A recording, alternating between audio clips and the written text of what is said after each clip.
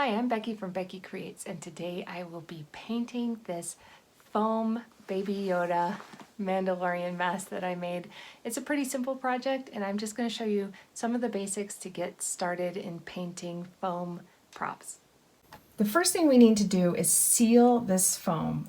Now, why is that important? Well, I brought out an example. This was a throwaway project I did years ago where I didn't seal the foam. I just sprayed spray paint directly on the foam, and you can see the quality there.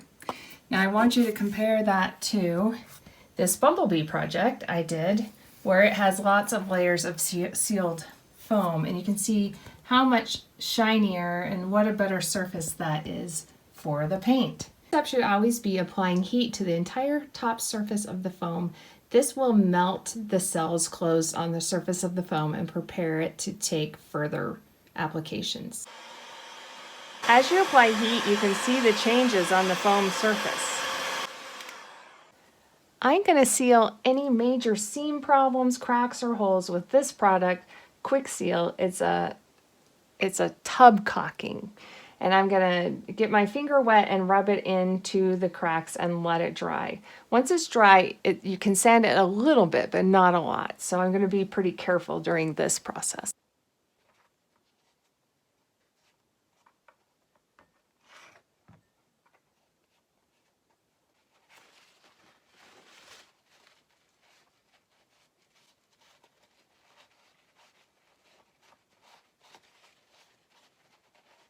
This step is done. I'm gonna let it dry overnight. Here's some products you can use to seal your foam. I'm not gonna go into great detail on these, but there's a lot of information on YouTube about this.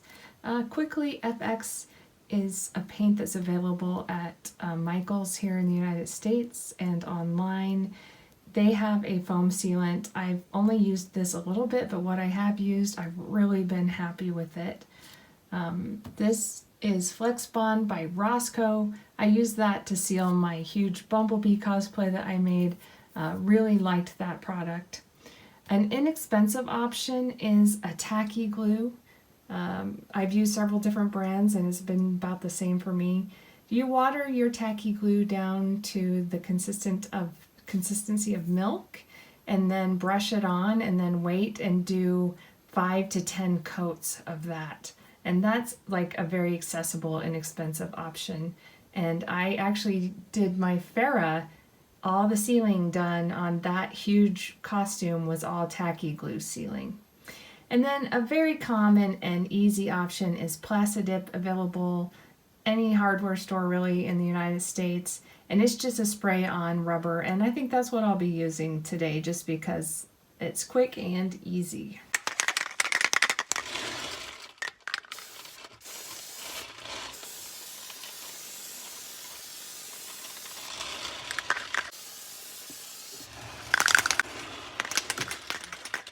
I'm bringing this into the natural light to show you. This is after 2 coats of Plasti-dip.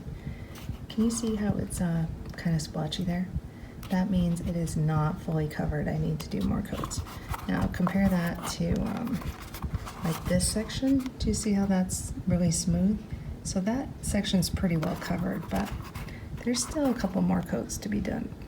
And here's the helmet after 4 coats of the Plasti-dip. You'll see it has nice, even coverage. So that's what we're looking for.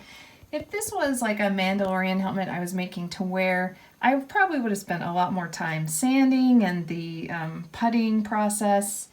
I would maybe do even more coats of the Plasti-dip.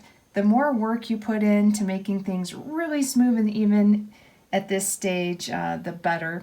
But since this is just a fun little prop, this will do it for me. There are a lot of different paint options. Because foam is flexible, you need a paint that won't crack when it dries. And the really only surefire way to get that is to invest in one of these cosplay paints like this FX Metallic. I love this paint. This was a great paint. It's available at the local stores. They don't pay me anything to promote them. I've just had good experience with them. There's several others on the market that I haven't tried, but I've heard good things about. For me, I'm just going to use a spray paint today because that's just going to be the fastest. The metallic spray paints they're very difficult to work with because they show every flaw in your foam. So if you're going to use like a high gloss metallic, make sure that you do all the pre-work that you possibly can, because they are very unforgiving. Another option, if you just get more of a matte or gray spray paint, then they hide a little more. It also depends on your prop. Are you creating something that's dirty, it's dinged up, then you can get away with more flaws in your paint or in your foam. But if you're doing something that's supposed to be shiny and perfect, like a Mandalorian helmet, you need to put in a lot more work to cover up all those seams and flaws. One more thing about spray paint, I've had luck with both the Rust-Oleum and Krylon brands not cracking. Now, every spray paint is gonna crack eventually. Like years down the road, every spray paint is gonna eventually crack. But I've had some spray paints crack like within the first couple weeks or days. And then I've had some spray paints that a year later are still pretty pliable and flexible. And I haven't found one specific brand. In fact, one brand, color to color, will be different.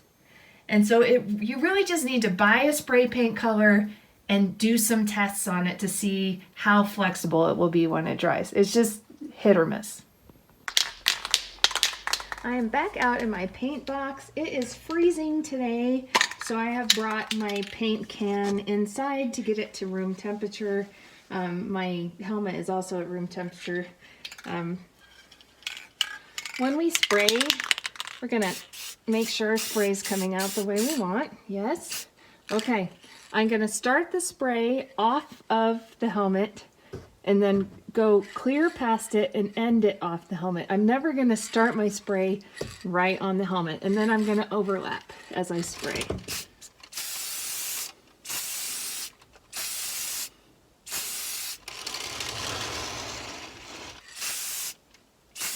It's better to do more coats of less than heavy coats, because heavy coats will produce drips.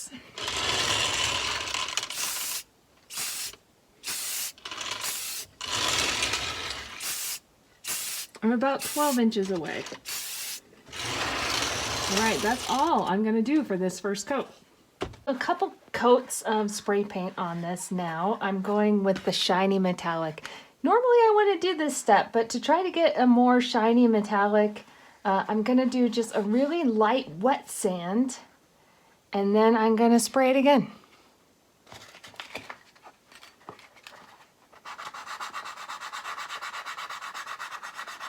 Okay, that was a wet sand with a 400 grit, just really light. I made sure not to break through all the way to the Plasti-dip. And now I'm gonna probably do 2 more coats and be done. If I was working on a really fancy prop, I would probably go through this process several times to try to get the shininess that I wanted. 2 more coats of spray paint and I think I'm good. The helmet's done.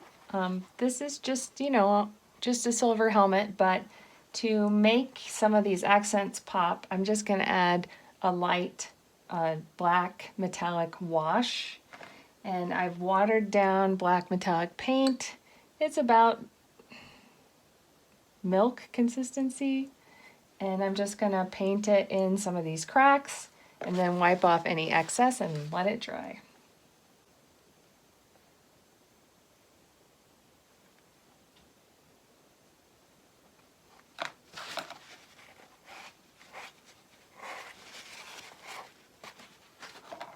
My final step is gluing in this visor and I'm done. And here's the finished product. Thanks for joining me on this super simple foam painting tutorial. I hope you enjoyed it. This pattern and several other Star Wars and classic helmet patterns are available on my Etsy shop. Links in the comments.